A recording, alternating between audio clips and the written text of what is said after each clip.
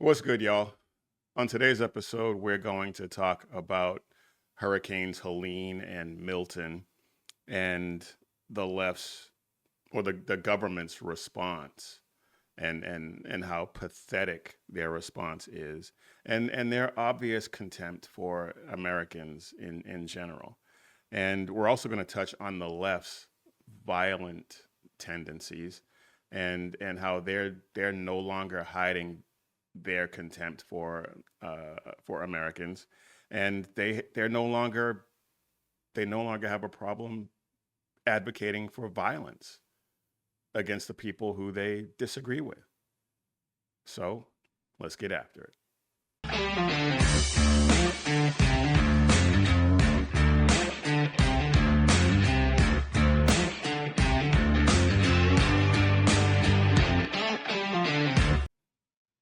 All right, first, I just want to acknowledge the devastating conditions in the hurricane ravaged areas of North Carolina, Tennessee, Georgia, and now Florida twice over with Helene and Milton.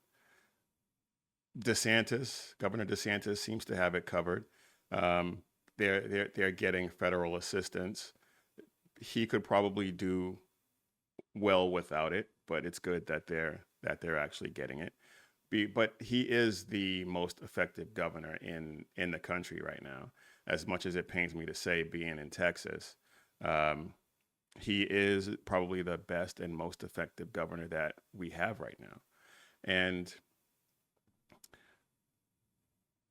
something I've been saying, and I'm going to keep saying it because it's true, and they keep proving it every day.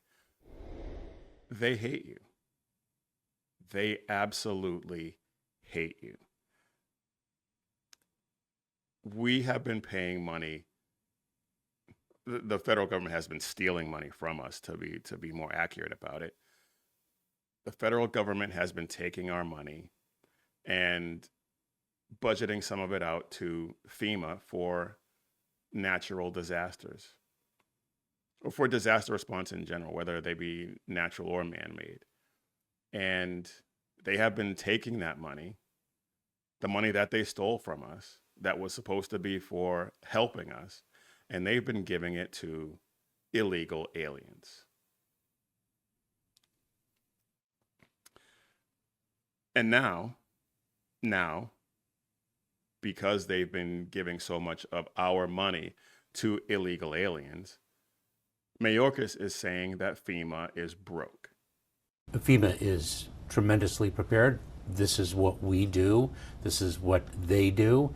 And the key here, Rebecca, is also to make sure that the communities who are potentially impacted are prepared as well.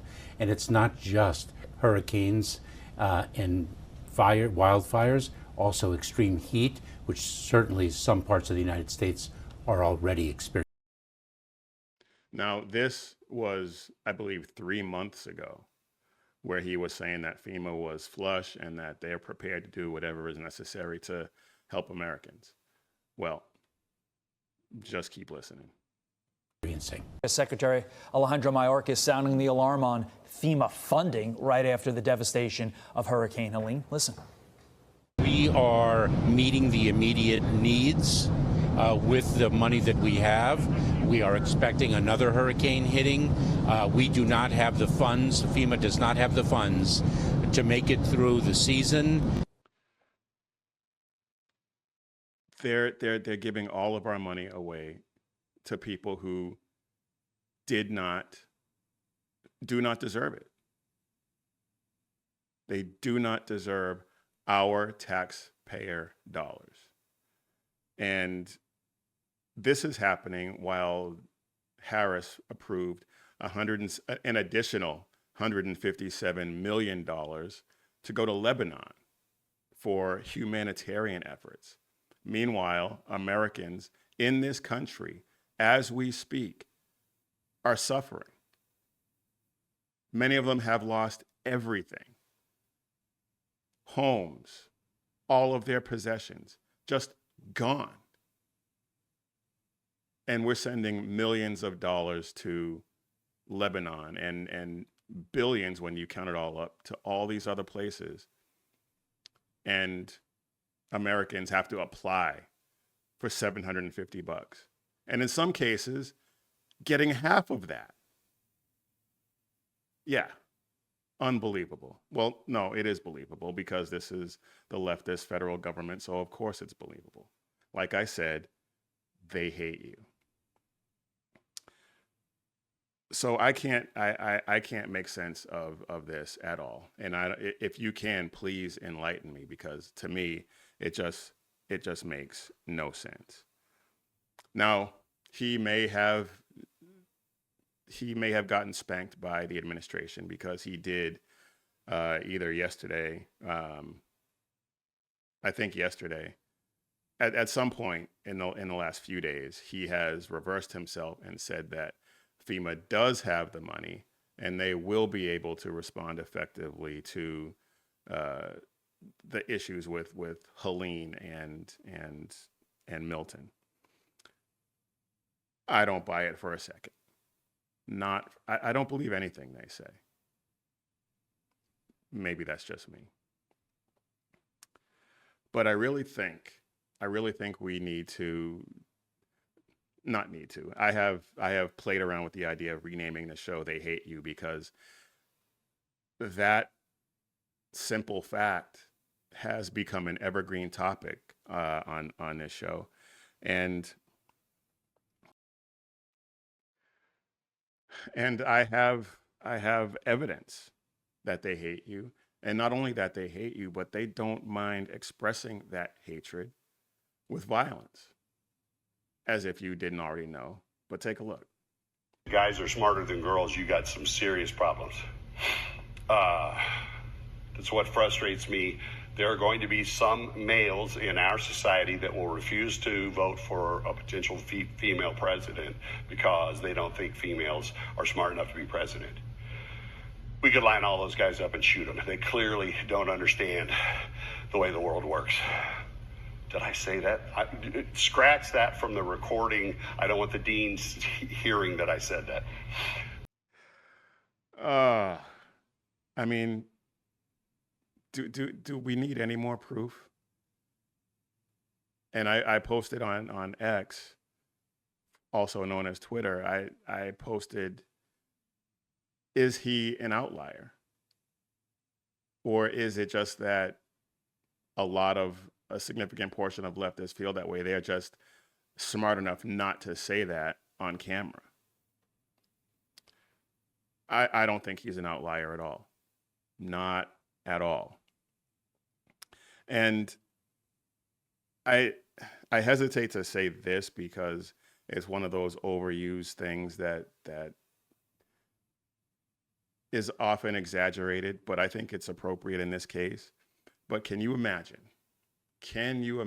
if I or a well-known conservative like Dan Bongino or Graham Allen or someone along those lines had said that leftist men who support Kamila need to be taken out and shot? Can you just imagine the outcry? It would be, we would never hear the end of it. It would, 3 years from now, somebody would bring up that one of them said that. And they would most likely have the FBI visiting them at 5 a.m. and coming up with some excuse why they needed to be shot and killed. I mean, it really boggles the mind that they are allowed to get away with it. Now he's been put on leave from the university. I think it was in Kansas. I mean, it just boggles the mind that these people are allowed to get away with this. Now, what I will say is that leftist men who support Harris need to have their testosterone levels checked. And if they're going to be lined up for anything, it should be testosterone therapy. right? And I know some beta male is going to see that and say that I'm using violent rhetoric, but whatever.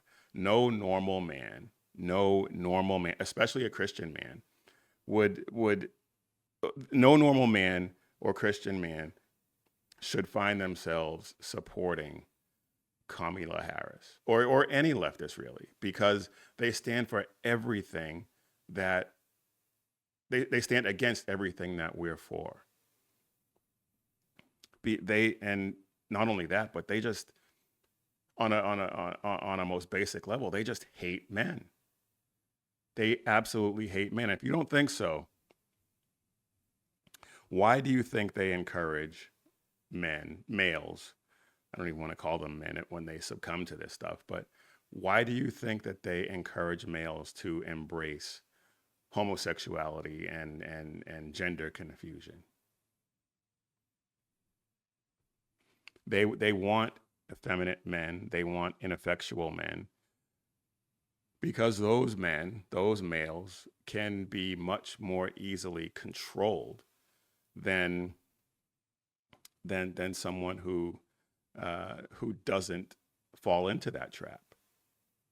Strong men, Christian men, they stand up against unrighteousness. They stand up against injustice. They stand up for people who can't stand up for themselves, like unborn babies. Yeah, I said it. And they like to call men who do that, they call that toxic masculinity. And men who display the traits of what they like to call, like I said, toxic masculinity, they would never allow their sons to be told that they're really girls. They would never allow their sons to dress up like girls. They would never allow monsters who call themselves doctors to give their children cross-sex hormones or puberty blockers, or allow those monsters to mutilate their children and cut off perfectly healthy body parts, or disfigure or sterilize them. They would never allow that. And a healthy society with men who embrace their role as protector, provider, the sheepdogs, they would never allow this to happen. They would absolutely never allow this to happen. But because the left wants it, that's why they have to get rid of the men who they claim have traits of toxic masculinity. They have to get those men out of the way. All right, real quick before we go, nearly 3 million people have voted so far in early voting.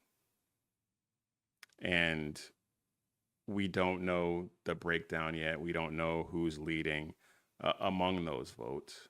At least I haven't been able to find that type of breakdown yet. But I'll just say this.